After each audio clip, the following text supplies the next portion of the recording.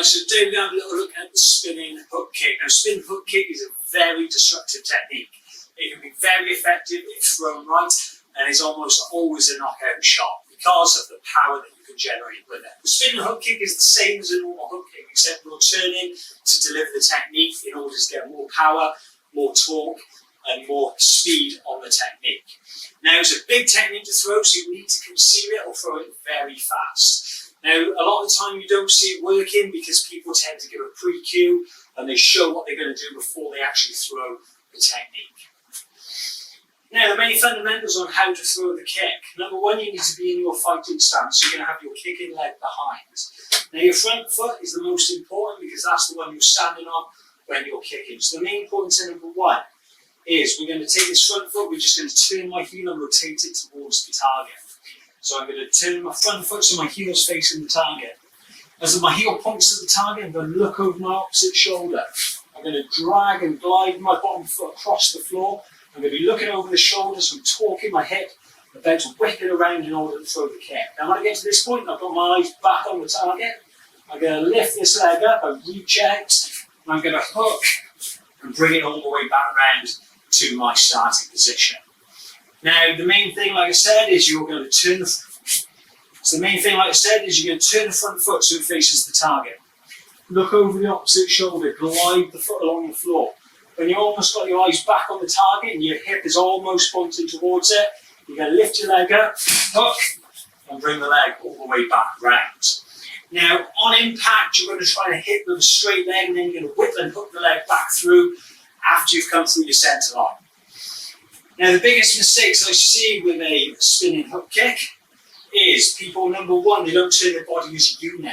So you've got to turn everything together. So as I turn that foot, my hips, my shoulder are all connected. So this hip and this shoulder are moving simultaneously, moving together. And this is going to allow me to, one, get the most power on the kick, but two, enable me to turn my body through and be able to keep myself in balance and get the best position for the kick. So when I'm turning out on the ball of the foot, I'm looking at the target, so I've got eyes on it. I'm going to lift the leg up, and I'm going to hook through. Now you can hit with your heel, or you can hit with the flat of the foot. The flat of the foot sometimes gives you a little bit more reach, and also it can give you a little bit more range on the kick. Now the heel's now strong bone, so it's a little bit more destructive, so if you hit someone with the heel and you catch them on the jaw, it's probably going to end up being a knockout shot.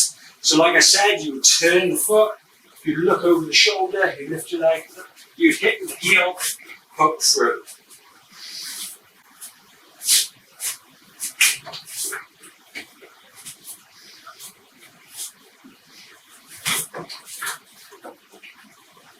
Now obviously when you hit the heel, you're going to be a little bit closer than you would be if you hit with the flat of the foot, so it's a trade-off. One, you've got more power, there's more chance of a knockout, but two, you've got to be closer to the opponent. Now with the flat of the foot, you can still knock them out, but it's not going to be as powerful because the flat of the foot can obviously bend a little bit, and it's more of a slacking technique. You can still get a lot of power on it, but it tends to be a little bit quicker, a little bit more distance in order to throw the shot, so it's a little bit safer. And so the main mistakes people tend to make when they're doing the spinning hook kick, like I said, is they don't turn their body as a unit. So people tend to turn their shoulders over, turn them, and then the legs trying to catch up, it's going to put them out of balance. Or they tend to turn their leg first and leave their shoulder behind, which means they're doing two movements. So if I was turning on the spot, when I was walking, I was turning around and moving everything as a unit. I don't tend to turn my heel first, my foot first, and then turn my body after. Now if I was walking or turning on the spot, I tend to move everything as a unit. So if I was going to spin on the spot, everything moves together. I don't step with my foot and then turn my body because that's not natural. It's an uncomfortable position. I'm twisting my spine, twisting my hips. Nothing's going to feel good about that kick, so it's not going to be effective. So number one, you want to move everything as a unit. You want to keep the movement as natural to your natural body positioning as possible. The other mistake people tend to make with the spinning hook kick is they tend to lift their leg up too early. So they're trying to lift their leg all the way around with it nice and straight, which one takes a lot of balance because you've got your leg out, and two is a massive tell because the person can see your leg coming a million miles away. By turning and keeping the leg concealed, it gives you options. So number one, if the person lifts their guard up as I'm turning, I can turn that kick into a back kick. Number two, if I'm turning around here like this and the person sees their guard up, it gives me chance then, because I'm on both feet, I can spring out of the position and get back to a guarded position because I've got my eyes on the target. Now, the other little mistake I tend to see when people do a spin hook kick is they crunch themselves up. So they turn around and they're crunching in because when they haven't got the flexibility to get the leg up high, so their body's distorted to try and swing their leg up and use their hamstring, and it tends to turn more into a crescent kick, and it tends to be a little bit choppy. Again, this isn't comfortable, and you're not going to get the desired result because you're not going to get much power behind that kick, and the person's probably going to see it coming because you're distorting yourself before you throw the kick. Now, the keys to the kick, like I said, you're going to turn the foot. You're going to glide your foot across the floor. You want to make yourself long, so you want to really reach, hook through, and bring the leg back. Now, in order to set up the spinning hook kick, the idea is now I want to conceal it behind something. So again, I might throw a jab cross as I throw the hook, a spinning hook kick through. I might throw a jab into the spinning hook kick, so I might go jab, spinning hook. So I might go jab, spinning hook.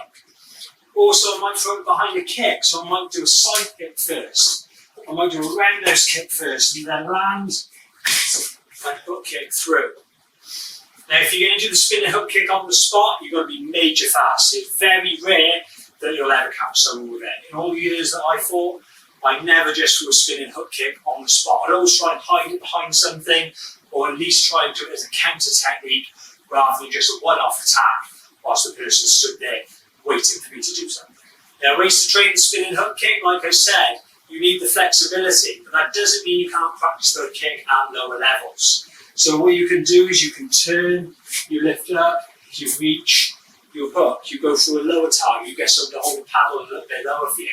And then you start going up until you can do the technique correctly at height. What you don't want to be doing is changing the kick from low to high. However you do the kick on a low section is how you do it middle, is how you do it high. Everything needs to be the same. Your body needs to be in a comfortable position. You need to be reaching out with the technique, keeping yourself nice and balanced. Now, spinning hook kick is quite an advanced technique, but it's best to learn it early on. If you can learn it early on and understand the fundamentals of it, then you're going to have more chance of developing it as time goes on and getting better at it. I don't see the point in trying to learn a technique when you get higher.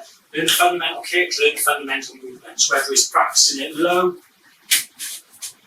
or practicing it middle until you get the technique. If you can train your body to move, it's going to give you a better chance as you get higher up and get more advanced. You're going to be throwing that kick a lot better.